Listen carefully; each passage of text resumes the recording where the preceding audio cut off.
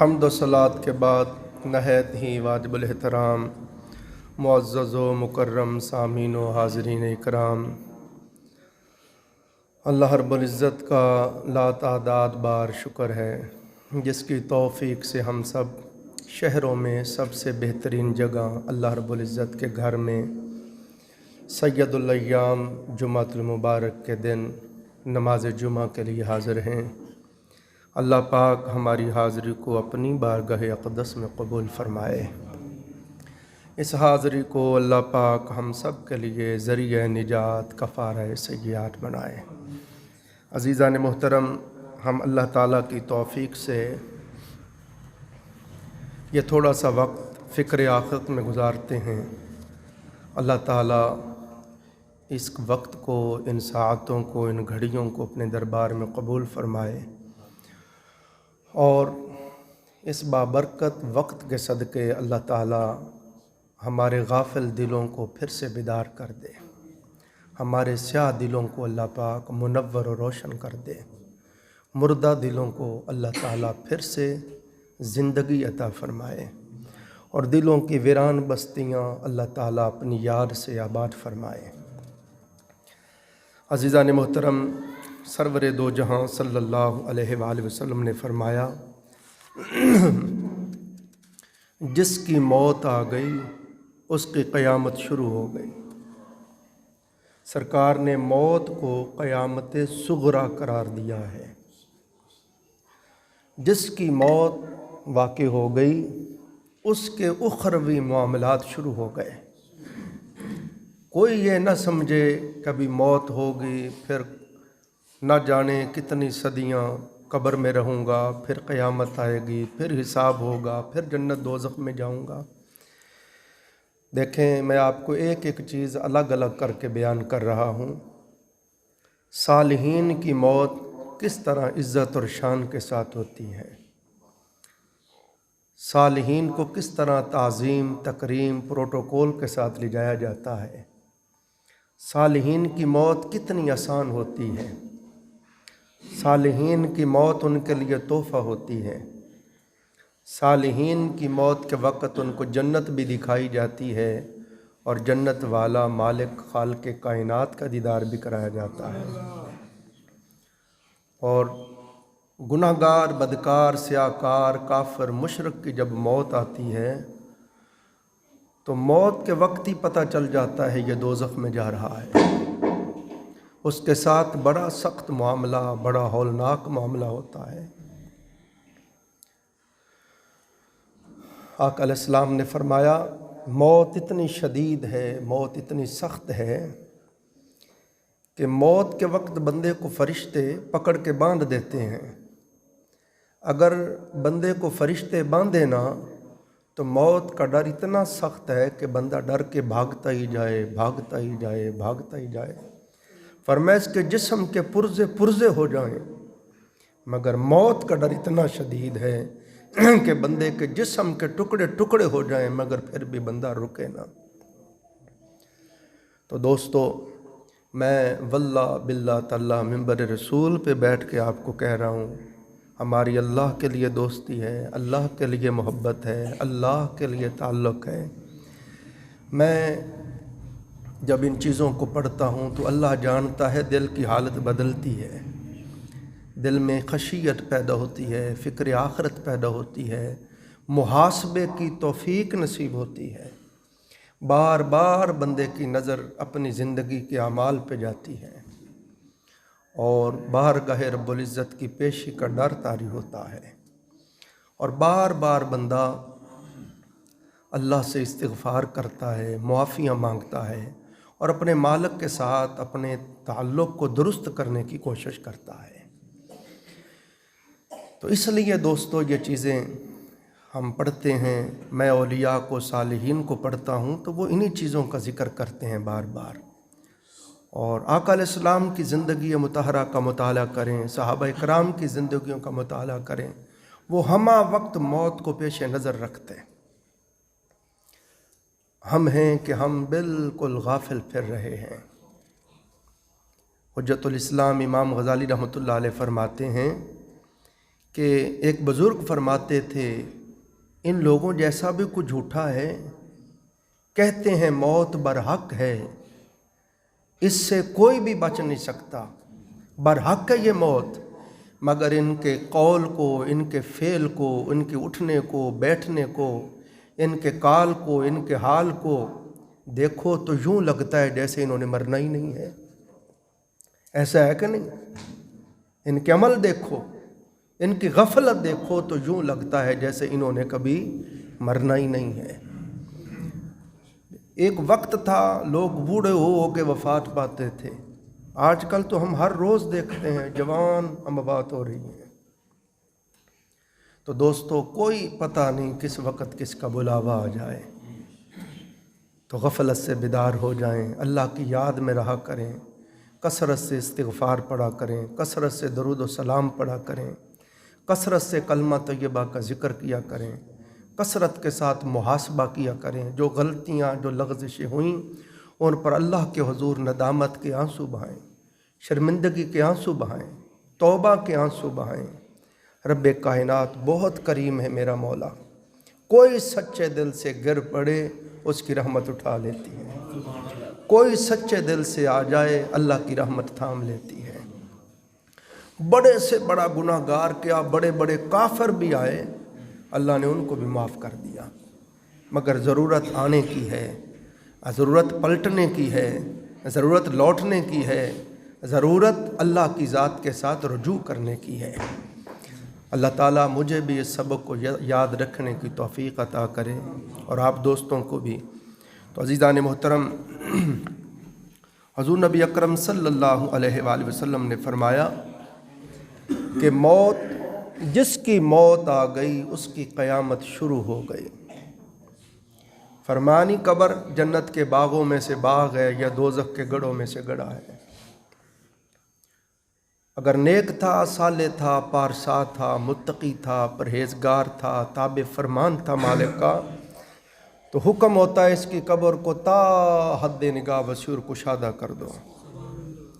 اس کی قبر میں جنت کا بستر بچھا دو، اس کو جنت کا لباس پہنا دو، اس کی قبر میں جنت کا دروازہ کھول دو، اس کی قبر کو روضۃ من ریاض الجنہ بنا دو۔ اگر بدکار ہو، سیاہکار ہو، گناہ گار ہو، کافر مشرک ہو، تو آرڈر ہوتا ہے اس کی قبر کو تنگ کر دو۔ رونما اتنی قبر تنگ ہوتی، ادھر اور ادھر کی دیواریں اس طرح دوڑ کے آتی ہیں، آپس میں ٹکراتی ہیں کہ بندے کی ادھر کی پسلیاں ادھر ایسے پیوست ہو جاتی ہیں۔ اور فرمایا حکم ہوتا ہے اس کی قبر میں آگ کا بستر بچھا دو، اس کو آگ کا لباس پہنا دو، اس کی قبر میں دوزخ کا دروازہ کھول دو۔ تو دوستو، جس کی موت واقع ہو گئی اس کی قیامت شروع ہو گئی۔ سرور دو جہاں صلی اللہ علیہ وآلہ وسلم نے ہر چیز کو تفصیل کے ساتھ سمجھایا۔ سرکار نے فرمایا بندے کی جب موت کا وقت آتا ہے تو سب سے پہلے آقا علیہ السلام نے فرمایا ایک فرشتہ اس کے پاس آتا ہے اور آ کے سلام کہتا ہے، السلام علیکم ورحمۃ اللہ وبرکاتہ۔ اے بندہ خدا، میں تیرے رزق کا موکل فرشتہ تھا، اللہ نے میری تیرے ساتھ ڈیوٹی لگائی تھی، تیرے رزق کا بندوبست کرنا میری ڈیوٹی تھی۔ کبھی تجھے رزق کے پاس لے جاتا تھا، کبھی رزق کو تیرے پاس لاتا تھا، مگر آج میں شرق سے لے کے غرب تک پھرا ہوں، تیرے نصیب کا ایک لقمہ بھی کہیں نہیں ملا، تجھے اطلاع دینے آیا ہوں جو تیرے مقدر کا رزق تھا تو کھا چکا۔ پھر سرور دو جہاں صلی اللہ علیہ وآلہ وسلم نے فرمایا پھر ایک اور فرشتہ آتا ہے، وہ سلام کہتا ہے اور وہ کہتا ہے، اے بندہ خدا، میں تیرے ٹھنڈے پانی کا موکل فرشتہ تھا، میری ڈیوٹی تھی تیرے لیے ٹھنڈے پانی کا بندوبست کرنا۔ جب تجھے پیاس لگتی تھی کبھی تجھے پانی کے پاس لے جاتا، کبھی پانی تیرے پاس لے آتا، بندوبست کرتا، مگر آج میں مشرق سے لے کے مغرب تک دنیا جہان کے کنوؤں پہ گیا، چشموں پہ گیا، دریاؤں پہ گیا، سمندروں پہ گیا، مگر تیرے نصیب کا ایک قطرہ بھی کہیں نہیں ملا، لہٰذا تجھے اطلاع دینے آیا ہوں تیرے مقدر کا جو پانی تھا تو پی چکا۔ پھر آقا علیہ السلام نے ارشاد فرمایا پھر ایک تیسرا فرشتہ آتا ہے، وہ آ کر سلام کہتا ہے اور کہتا ہے اے بندہ خدا، میں تیری سانسوں کا موکل فرشتہ تھا، تیری سانس کو جب باہر ہوتی تو کھینچ کے اندر لے جاتا تھا، پھر اندر ہوتی تو اندر سے باہر لاتا تھا۔ آج تجھے اطلاع دینے آیا ہوں تیری زندگی کی سانسیں تمام ہو گئیں، جو تیرے نصیب میں سانسیں تھیں وہ سب مکمل ہو گئیں، اب تیری زندگی کا اختتام ہونے لگا ہے۔ پھر آقا علیہ السلام نے ارشاد فرمایا پھر بندے کی ایک اور فرشتہ آتا ہے، وہ سلام کہتا ہے، وہ کہتا ہے بندہ خدا، میں تیری عمر کا نگہبان تھا، تیری زندگی کا، تیرے جسم کا میں محافظ فرشتہ تھا، تجھے اطلاع دینے آیا ہوں کہ اب وقت ختم ہو گیا۔ پھر آقا علیہ السلام نے ارشاد فرمایا دو فرشتے آتے ہیں اور آ کے سلام کہتے ہیں اور کہتے ہیں، اب دیکھیں نا بندے کی آنکھیں آسمان سے لگ جاتی ہیں، پتھرا جاتی ہیں، حلق کانٹا ہو جاتا ہے، ہم پاس کھڑے ہیں وہ ہمیں نہیں دیکھ رہا، ہم بلاتے ہیں وہ سنتا نہیں، اس کے آگے اور جہان کھل چکے ہوتے ہیں، ایک نیا جہان اس کے سامنے کھل چکا ہوتا ہے۔ آقا علیہ السلام نے ارشاد فرمایا وہ لیٹا یہاں دنیا میں بستر پر ہوتا ہے، مگر مالا اعلیٰ اور جنت اور علیین تک حجاب کھل چکے ہوتے ہیں، سب حجاب اٹھا دیے گئے ہوتے ہیں۔ تو آقا علیہ السلام نے فرمایا دو فرشتے آتے ہیں اور آ کر اس کو سلام کہتے ہیں اور آ کے کہتے ہیں اے بندہ خدا، ہم تیری نیکیاں اور بدیاں لکھنے والے فرشتے تھے، آپ محبت کے ساتھ ہمتن گوش ہو کر توجہ سے ان باتوں کو سنا کریں، گھر جا کے تنہائی میں بیٹھ کے بستر پہ لیٹ کے ان باتوں پہ غور کیا کریں، آپ کے دل کی حالت بدلے گی، آپ کو موت کی فکر نصیب ہوگی، قبر اور آخرت کی فکر نصیب ہوگی، بس جس کو فکر لگ جائے اس کا حال بدل جاتا ہے، اور پھر جو شاغل ہو جائے، غفلت سے بیدار ہو جائے، نافرمانیاں چھوڑ دے، جو ہو گئی ان پر نادم ہونے لگ جائے، شرمندہ ہونے لگ جائے، رونے لگ جائے، توبہ کرنے لگ جائے اور آئندہ فرما برداری اختیار کر لے، وہ محبوب خدا ہو جاتا ہے، اسی کو مرد صالح، مرد برگزیدہ کہتے ہیں۔ تو عزیزان محترم، آقا علیہ السلام نے فرمایا وہ دونوں فرشتے اس سے کہتے ہیں کہ بندہ خدا، اللہ نے ہماری تیرے ساتھ ڈیوٹی لگائی تھی، ہم تیری نیکیاں اور بدیاں لکھتے تھے، آج تجھے بتانے آئے ہیں تیری نیکیوں بدیوں کا سلسلہ ختم ہو گیا اور تیری زندگی کا جو دفتر تھا اعمال کا وہ مکمل ہو گیا، اور اب یہ دفتر احکم الحاکمین رب ذوالجلال کے دربار میں پیش کیا جائے گا۔ اور پھر آقا علیہ السلام نے فرمایا اگر بندہ نیک ہو، صالح ہو، برگزیدہ ہو، رب کا تابع فرمان ہو، تو دائیں کندھے والا فرشتہ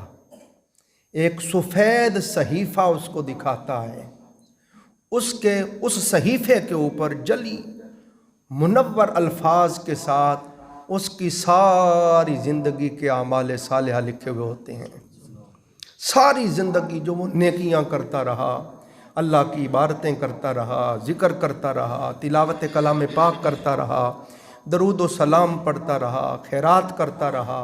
نیکیوں کے کام کرتا رہا، اس کے ہوش سنبھالنے سے لے کے موت تک کا سارا زندگی کا دفتر ایک لمحے میں اس کو دکھا دیا جاتا ہے۔ آنکھ جھپکنے میں بندے کی ساری زندگی کی فلم اس کے سامنے چل جاتی ہے۔ آقا علیہ السلام نے فرمایا بندہ، نیک بندہ، صالح بندہ، ولی اللہ اپنا اعمال نامہ دیکھ کے خوش ہو جاتا ہے، اس کا چہرہ خوشی سے ہائے ہائے چمک اٹھتا ہے، اس لیے حضور علیہ السلام نے فرمایا لوگوں کے چہرے دیکھا کرو، جو صالح چہرے ہوتے ہیں وہ متبسم ہوتے ہیں، وہ منور ہوتے ہیں، وہ روشن ہوتے ہیں۔ اور فرمایا پھر وہ فرشتہ اس کو کان میں مبارکباد دیتا ہے کہ تجھے مبارک ہو، تو تیرے لیے خوشخبری ہے، تو کامیاب ہو گیا۔ اور سرکار نے پھر اس کا وہ صحیفہ لپیٹ کے اس کے سرہانے کے نیچے رکھ کے فرشتے چلے جاتے ہیں۔ اگر بدکار ہو، سیاکار ہو، گناہ گار ہو، منافق ہو، کافر ہو، مشرک ہو، تو آقا علیہ السلام نے فرمایا پھر بائیں کندھے والا فرشتہ اس کو سیاہ رنگ کا صحیفہ دکھاتا ہے، سیاہ رنگ کا پرچہ، اس کے اوپر اس کی ہوش سنبھالنے سے لے کے موت تک ساری زندگی جو وہ بدکاریاں کرتا رہا، سیاکاریاں کرتا رہا، نافرمانیاں کرتا رہا، وہ ساری اس کو دکھاتے ہیں۔ سرکار نے فرمایا بس دیکھتے ہی اس کے ہوش اٹھ جاتے ہیں، اس کا رنگ فک ہو جاتا ہے، چہرہ اتر جاتا ہے، اور وہ پریشان ہو کہ کبھی ادھر دیکھتا ہے، کبھی ادھر دیکھتا ہے۔ اور فرشتے کہتے ہیں تو ناکام ہو گیا، تو ہلاک ہو گیا، تو برباد ہو گیا۔ اگر نیک ہو تو فرشتے کہتے ہیں تو ہمارا بہت اچھا ساتھی تھا، تو نیکی کرنے میں بڑی جلدی کرتا تھا، تو نیکیوں کا بڑا حریص تھا، تجھے ہمہ وقت نیکیوں کا حرص تھا، نیکیوں کا لالچ تھا، نیکیوں کی طلب تھی، ہر وقت تو کوشش کرتا تھا جو بھی کام کروں ایسے کروں کہ وہ نیکی بن جائے، جو بھی عمل کروں وہ ایسے کروں کہ حضور کی سنت کے مطابق ہو جائے، اللہ کی رضا کے عین مطابق ہو جائے۔ اے بندہ خدا تو کتنا اچھا تھا، تو کتنا اللہ کا برگزیدہ بندہ تھا، تو نے ہمیں ہمیشہ خوش کیا۔ اور اگر بدکار سیاکار ہو تو فرشتے کہتے ہیں تو بہت نافرمان تھا، تو بہت غلیظ تھا، بڑا ذلیل تھا، ہمہ وقت گناہوں میں تو ملوث رہتا تھا، تیرا ظاہر باطن سیاہ تھا، تیرا ظاہر باطن غلیظ تھا، تیرے ساتھ ہم نے بڑا مشکل وقت گزارا ہے۔ اور فرشتے حضور نے فرمایا کہ پھر اس کا نام اعمال اس کو دکھا کے، اس کے اعمال کا صحیفہ دکھا کے، تو لپیٹ کے پھر اس کے سرہانے کے نیچے رکھ کے پھر وہ فرشتے بھی چلے جاتے ہیں۔ پھر آقا علیہ الصلوۃ والسلام نے ارشاد فرمایا اس کے بعد، اب سنتے جائیں، پھر سرکار پاک نے فرمایا اس کے بعد دنیا بوڑھی عورت کی صورت میں سامنے آ کے کھڑی ہو جاتی ہے۔ آقا علیہ السلام نے فرمایا دنیا مجسم صورت میں بوڑھی عورت کی شکل میں سامنے کھڑے ہو کے کہتی ہے اے گناہ گار، تجھے اپنے رب سے شرم نہ آئی؟ اے بدکار، اے سیاکار، اے ذلیل، تو نے ساری زندگی میری طلب میں گوا دی، تجھے پتا نہیں تھا میں فانی ہوں، تجھے پتا نہیں تھا میں مردار ہوں، تجھے پتا نہیں تھا جو مجھ سے محبت کرے وہ مولا سے دور ہو جاتا ہے، اس کا مالک اس سے ناراض ہو جاتا ہے، تو پھر بھی میری ساتھ ہی محبت کرتا رہا، ساری زندگی میری طلب میں تو نے ساری زندگی گوا دی، اور جائز نجائز طریقے سے تو نے اللہ رب العزت سے بے خوف ہو کر جائز نجائز طریقے سے نفسانی خواہشات کو پورا کرنے کے لیے تو نے حلال حرام کی تمیز بھی نہ کی اور مال کماتا رہا، اور ہمہ وقت گناہوں میں مشغول رہا، حلال حرام کی تمیز کا بھی تو نے خیال نہ رکھا، اور تو سمجھتا تھا کبھی نہیں مرے گا۔ سرکار نے موت کہتی ہے آج میں تجھ سے اور تیرے برے اعمال سے، زندگی جو بوڑھی عورت کی شکل میں سامنے کھڑی ہے وہ کہتی ہے آج میں تجھ سے اور تیرے اعمال سے بیزار ہوں، تیرے بد اعمال سے بیزار ہوں، تو مجھے نجائز طریقے سے کماتا رہا، حرام طریقے سے کماتا رہا، اور ہمیشہ غلط کاموں میں مجھے خرچ کرتا رہا، کبھی غریبوں پہ خرچ نہ کیا، مسکینوں پہ خرچ نہ کیا، فقراء پہ خرچ نہ کیا، یتیموں پہ خرچ نہ کیا، راہ مولا میں خرچ نہ کیا، مجھے بچا بچا کے رکھتا رہا۔ اے حریص دیکھ آج میں تیرے دشمنوں کے پاس ہوں، جن کو تو دینا نہیں چاہتا تھا آج میں ان کے پاس ہوں۔ آقا علیہ السلام نے فرمایا بندے تیری حیثیت چوکیدار کسی ہے کہ چوکیدار مال کی حفاظت کرتا رہتا ہے، خود بھی خرچ نہیں کرتا کہ کم ہو جائے گی۔ فرمایا نادان تو کسی اور کے لیے چوکیدارا کر رہا ہے، اس کے اوپر عیش کوئی اور کرے گا، حساب تجھے دینا پڑے گا۔ اور آقا علیہ السلام نے ارشاد فرمایا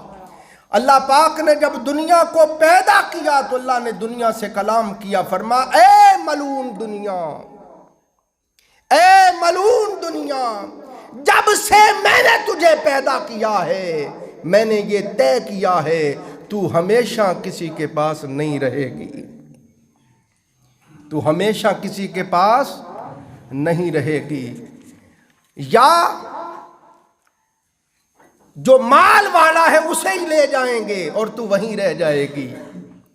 اور یا اس سے چھین کے کسی اور کو دے دیں گے۔ ہم نے جب سے تجھے پیدا کیا ہے یہ طے کیا ہے کہ تو ہمیشہ نہیں رہے گی۔ اور حجت الاسلام امام غزالی رحمۃ اللہ علیہ فرماتے ہیں لوگوں، دنیا اگر بہت اچھی چیز ہوتی تو سرور دو جہاں صلی اللہ علیہ وسلم سے بڑھ کر اللہ کا محبوب کون ہے؟ آقا علیہ السلام کے گھر 40 دن تک آگ نہیں جلتی تھی، پکانے کے لیے کچھ نہیں ہوتا تھا، پانی کھجوروں پہ گزر ہوتا، ستو پہ گزر ہوتا۔ اور امام غزالی فرماتے ہیں 3 ماہ حضور کی زندگی کیسے گزرے کہ گھر میں آگ نہیں جلی، اور ساری زندگی حضور چارپائی پہ نہیں لیٹے، زمین پہ میرے آقا، بوریے کا بستر، پیوند لگے ہوئے کپڑے۔ تو حجت الاسلام امام غزالی فرماتے ہیں اگر یہ دنیا جس کی محبت میں ہم زندگیاں کھپائے جا رہے ہیں اور اپنے مالوں کو بھولے ہوئے ہیں، آخرت کو بھولے ہوئے ہیں، فرمایا یہ دنیا اگر کوئی اچھی چیز ہوتی تو اللہ پاک سب سے پہلے اپنے محبوب کو عطا فرماتا، اور آقا علیہ السلام کے پیٹ کے اوپر پتھر نہ بندھے ہوئے ہوتے۔ عزیزان محترم، آقا علیہ السلام نے ارشاد فرمایا اگر تم چاہتے ہو کہ یہ مال تمہارے کام آئے تو اس کو نیکی کے کاموں میں خرچ کرو، حلال طریقے سے کماؤ، کوئی ممانعت نہیں، مگر وہاں خرچ کرو جہاں مولا نے کہا ہے۔ حضرت عبد الرحمن بن عوف بہت مالدار تھے، تو عثمان غنی رضی اللہ تعالیٰ عنہ بڑے مالدار تھے، حضور غوث پاک بڑے مالدار تھے، امام اعظم ابو حنیفہ بڑے مالدار تھے۔ مال کمانے سے منع نہیں کیا،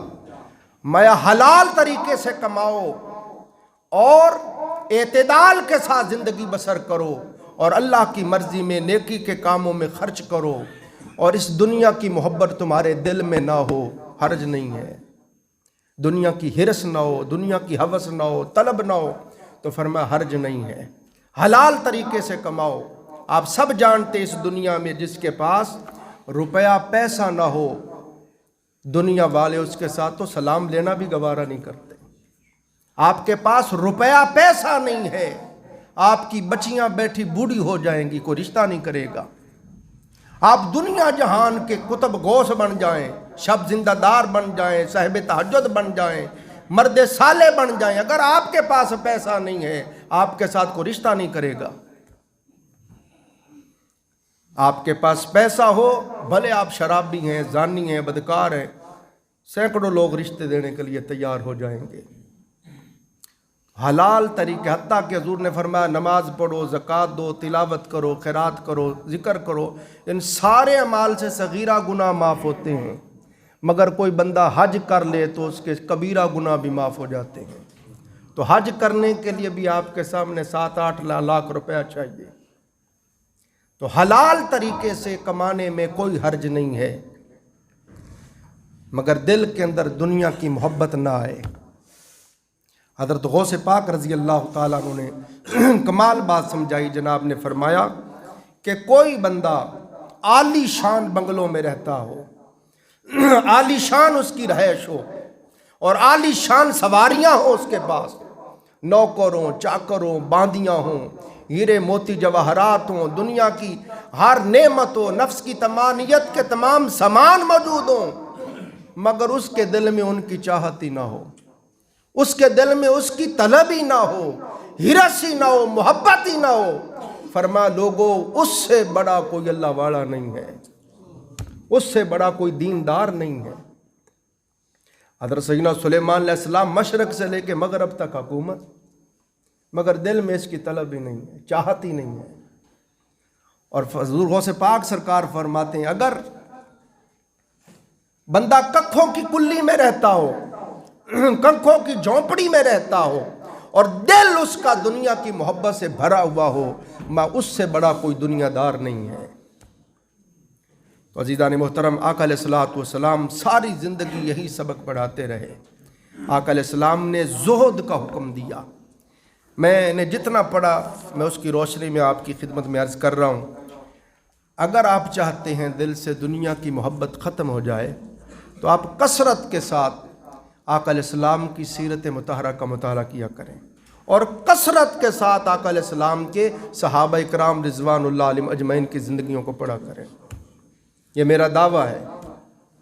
آپ کے دل کے اندر زہد پیدا ہو جائے گا، دنیا کی طلب محبت ختم ہو جائے گی۔ اللہ تعالیٰ مجھے بھی آپ کو بھی سمجھنے عمل کرنے کی توفیق عطا فرمائے۔ وقت ختم ہو گیا، اس سے آگے انشاءاللہ اگلے جمعے پھر پڑھیں گے۔ وآخر دعوانا الحمدللہ رب العالمین۔